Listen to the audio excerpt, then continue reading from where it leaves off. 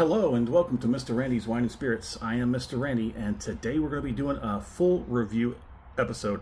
If you're new to the channel, hello, welcome, come on in. Always welcoming new people to share stuff with. That's what we do here. All my returning viewers, you know that's exactly how we do. So let's do it to it, shall we? So if the audio sounds a little bit different, it's because I've chosen to do this one sans special microphone. That thing picks up static, white noise, fan noise, doesn't matter. It picks up so much stuff, and I don't have any kind of programming or stuff like that to sort of to weed all that extra stuff out. And now it's just non-special microphone, and I have the windows open. This way sounds better. I did a couple of tests, so yeah, we've got some rainy weather coming through. A storm's gonna be rolling in soon. It's nice and cool. We're down in the low 70s. We're probably going to get down lower into the upper 60s before the storm hits, and after that we're going to coast around about 70 degrees, give or take a few degrees, for a few days, with passing showers here and there. So enough of the enough of the weather report. So today's full review is going to be of the Montelobos Mezcal Espadin Joven. Oaxaca. That's how you pronounce that. Oaxaca. I'm sorry about that. 43.2% alcohol by volume. Now this is a mezcal. This was my first mezcal that we have showcased on the show. I'll give you the opposite side there. Roasted in an underground stone pit, milled with traditional single stone tahona, wild fermentation, distillation, 300 pounds of copper stills, heated with direct wood fire, artisanal. Keep that in mind. It is artisanal. There you go. Got all kinds of good stuff. Espadin. I found out, I'm getting deep into this, there are so many different types of agave. It's just like a typical type of plant. Agave is like bush. That's basically it. There are so many types of bushes out there. Just like just with the agave. There's the Blue Weber, which is technically what we all use for the really decent sort of mid-grade tequila, cork pop. So a big knob to hold on to. Let's go ahead and get through this. Yeah, so we'll do that. Probably a little much, but so if you remember the off the rip video, this bottle, it's been a while since a bottle has lasted so long on my shelf. It was very difficult to get into, but after it started opening up and relaxing a bit, it got better. It got much better. So yes, they use unaged Joven, roasted in underground pits for 5 days. Stone tahona, open air pine vats. This is small batch, copper pot stills. Oaxaca, Puebla. Now, Mr. Randy paid $45.24 out the door for this, and it is 43.2. It had such a stern staunchiness in the beginning. It was really seriously dry green olives, pimento olives. I've actually kind of gotten, this has kind of grown on me. Like I was so glad that I didn't give up on it and I didn't turn away from mezcal, because I got a secondary opinion and they said, yeah, try this one. Try the Vida Puebla. Try that one. And that was much easier, much softer, much easier to slip into. This one had a steep curve to get into. On the nose, I'm still getting that green olives, that pitted green olives, pimento filled pitted green olives. There's a little bit of earthiness, grassiness in it. There's citrus. Now that it's relaxed, now that it's opened up a little bit, everything's not so tight together and hard to pick apart. Now I'm getting some citrus. They say honey. I don't get any honey. Herbs. Yeah, I guess there definitely could call that herbs. Nuts. I guess I haven't tried all the types of nuts, but sure. And smoke.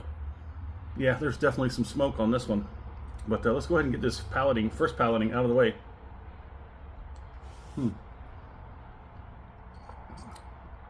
Ooh. And yeah, I paid like I said, I paid $45.24 out the door for this Montelobos.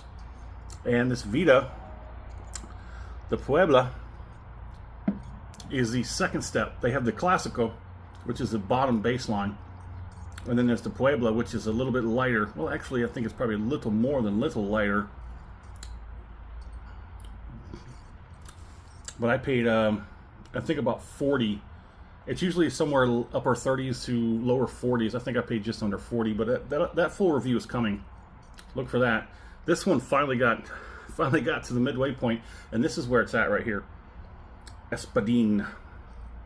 Oh, there's so many different verifications, classifications, variations, varietal.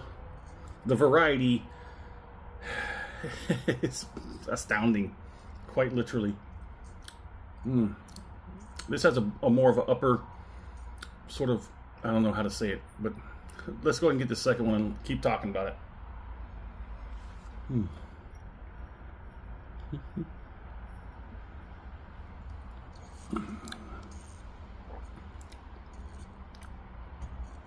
Oh, it's got some viscosity, and it does transfer well to the mouth. On the palate, I can actually get some citrus on the palate. That earthy grassiness is also there. Plenty of smoke, herbs, sure. And I guess you could probably pull some nuts out of there or something.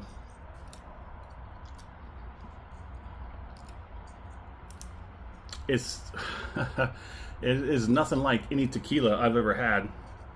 And as I'll say it again, that the Mezcal is more open.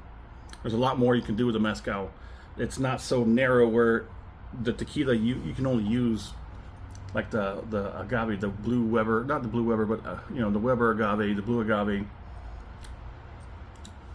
So this is like, there's certain types of agave that don't necessarily line up with the restrictions for tequila. This opens it up. I watched the video the other day. There was like 15 at least. They named it like 15 different agaves like in that line. And they explained the difference between all these plants and what kind of like characters, what kind of flavors, you know, how you have to process each one in order to get those sort of characters out of it. But yeah, it's going to be a big finish. But let's go ahead and do the finish. If you liked the video, go ahead and hit that thumbs up button. If you haven't subscribed to the channel yet, go ahead and do that while you're there. And I'm going to do this finish.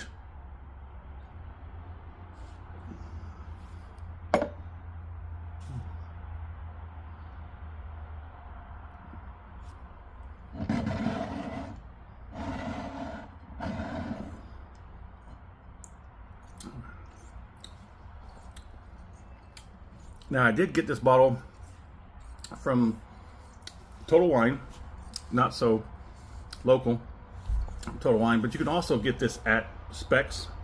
I do believe most of your big box stores are going to have this on the shelf, just as well as they have that Vida. It did take a little while to warm up to this, and I do believe off the rip up here it's going to be a little harsh.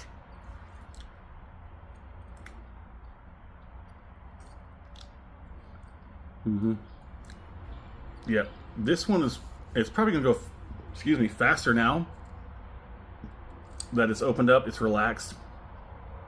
And I do believe it's gonna do this. It's gonna continue down that line. I keep looking at the microphone.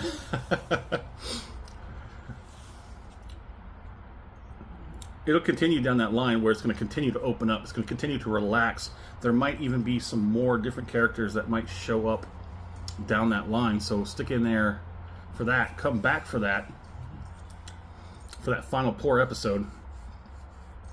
This is probably going to be a 7 to 8 week ordeal with this bottle, because like I said, when I first got it, that first pour was like a no thank you. It went to the back shelf, went to the back of the shelf and got buried. And every few days, I think at least once a week I pulled it out and had a pour and just was like, man, I hope it gets better, hope it gets better, hope it gets better. And it got down to about probably a third down from the neck, and it started getting better. And I'm like, okay, so now here we are at the full review. So the finish kind of comes on a little strong. There's a sort of radiant heat, tingling sensation that sort of, it just kind of hangs out in the back, but it radiates forward. There's not a lot of fruitiness or juiciness. This is more of that other side where you got the earthy, grassy, you know, sort of scale. So keep that in mind if you're thinking about having this. If you're used to the typical tequila, something that's more fruity, something's more juicy, this isn't going to be it. This is, I don't have all the proper terminology to say it, but it's like it is really a earthy sort of, like, there's like practically nothing sweet in this. Yeah, that back end, it's gonna hang around, so I'm not gonna keep you. Let's go ahead and move on. It's got a good finish, good clean finish. It doesn't last long except for that radiant sort of numbing and heat. So let's talk about the score, shall we? Oh man, oh man. I don't know what to say. $45 bottle out the door. Some places can be had for $40. It's got some good background information and histories and whatnot. It's got a very uniqueness to it. I'm trying to keep it relevant. My score is going to be a weak 4 out of 5. I'm trying not to let that off the rip experience hold it down, but a weak 4 out of 5 I think would be just fine. It's not, I don't know much about Mezcal as of yet. I've only had the 2. And the differences between the 2 is like a Grand Canyon of a chasm between something that's it'll set you back a bit. I'm not talking about the wallet. I'm talking about, like, you need to step back and rethink how you want to go at this. And I did, and I'm glad I did, because then we got this. That's a good one. Look for that review coming very, very soon. My fair price for this. I'd probably leave it alone. I'd rather see it more along the lines of $40 out the door, but considering everything that it is and it gives you, I think $45 is fine. Out the door, leave it alone. Would I buy this again? Not for myself. I'd probably buy it for someone as a gift or something if they wanted me to give them something of significance when it comes to Mezcal. So, and they've already had some of the lower ends ones. So, yeah, probably not for myself, but I would buy it for someone else to try. I probably would. Well, there it is. In the comment section, let me know, where are you at? What are you drinking? What's going on in the world of libations around you? Have they had the Montelobos Espadin? 43.2%. Anywho, thanks for stopping by here at Mr. Randy's Wine and Spirits. And now it's finally a good one.